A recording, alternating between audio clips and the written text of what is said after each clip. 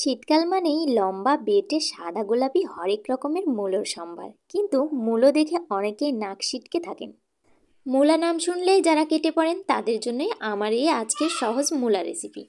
যারা মূলোকে একদম হেলাফেলা ভাবে তারাই এই মূলোর রেসিপিটা একদম চেটেপুটে খাবে। এখানে আমি প্রথমে একটা মূলো গ্রেটারের সাহায্যে একদম গ্রেট করে নিয়েছি, আর নিয়েছি একটা আলু গ্রেট করে, আর নিয়েছি ধনিয়া পাতা কুচি। মূলো থেকে অনেক জল বেরোয়, সেহেতু আমি জলটা চেপে বের করে ফেলে দিয়েছি। এরপর আলু, ধনিয়া পাতা এবং মূলো একসাথে নিয়েছি।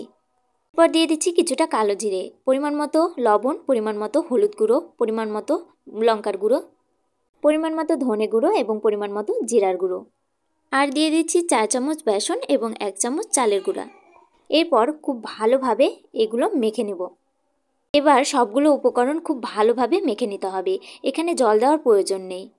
এরপর চুলায় একটা ফ্রাই প্যান বসিয়ে দেবো, এর মধ্যে দিয়ে দেবো কিছুটা সাদা তেল। এরপর তেলটা খুব ভালোভাবে গরম হলেই আমি হাতের মধ্যে গোল গোল করে এভাবে দলা পাকিয়ে ছেড়ে দেব। এরপর এগুলো খুব ভালোভাবে ভেজে নিতে হবে। এক পাশ হয়ে গেলে আরেক পাশ খুব ভালোভাবে উল্টিয়ে পাল্টিয়ে দিতে হবে।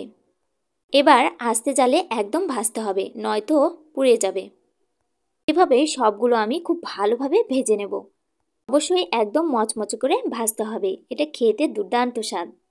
তৈরি হয়ে গেল মজাদার মূলোর একটি দুর্দান্ত রেসিপি।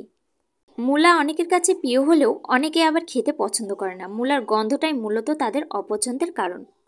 এভাবে মূলা রান্না করলে গন্ধও দূর হবে, আবার খেতেও স্বাদ হবে। রেসিপিটি ভালো লাগলে অবশ্যই লাইক, কমেন্ট, শেয়ার দিয়ে পাশে থাকবেন। ধন্যবাদ।